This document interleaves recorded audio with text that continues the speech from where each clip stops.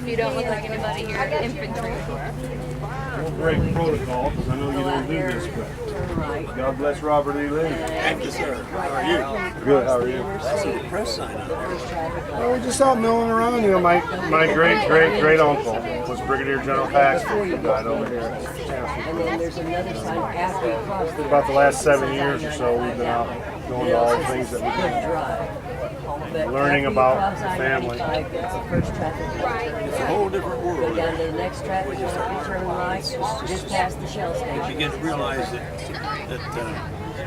their teaching now isn't necessarily the truth, what it really was at the time.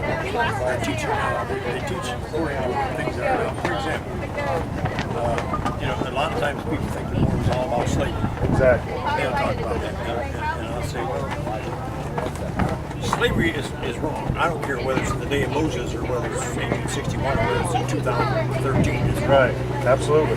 But constitutionally, it was allowed, whether it was in the North or in the South. Whoever wanted to own slaves could own them. That's a state issue.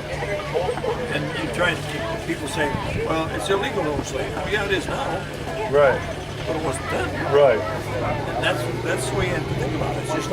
It's just like people say, General Lee, why did you go with Virginia?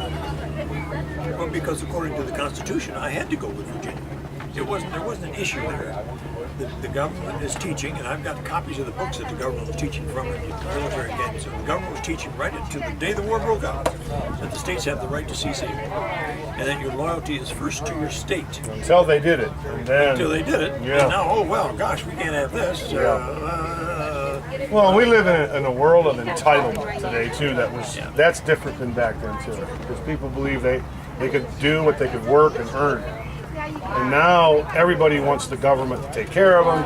You know. See, we still have slaves, they just have different masters.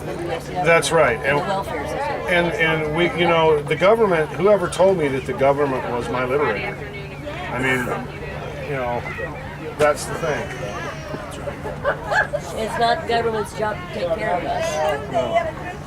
No, I'm all for it. You know, and you know, I'm in the ministry with my church, and I'm all for helping people. We should be. That's the church's job. Yes, not the government. Not the government. You know, I think that when you go to legislating morality, you've got a big You can't issue. legislate morality. You can't. The church, if we continue to exist as a godly nation, then the people will have Christian values. With Christian values, you don't need to legislate. But once you begin to legislate and say, well, you can't have prayer in school anymore, well, now you've taken, right in the formative years where kids are learning things, you're saying, now we're not going to talk about God anymore. Well, if we're going to talk about God, then maybe there is no God. See what I'm saying? And that's when you have this moral decline. Which is what they wanted. Sure. It's the undermining of the American dream and turning it into a nightmare. Yeah. The Pledge of Allegiance. Thank you for what you do. Thank you, sir. Keep us alive. I learn nothing when I have kids around me. We're out here to keep it alive and educate people to the truth.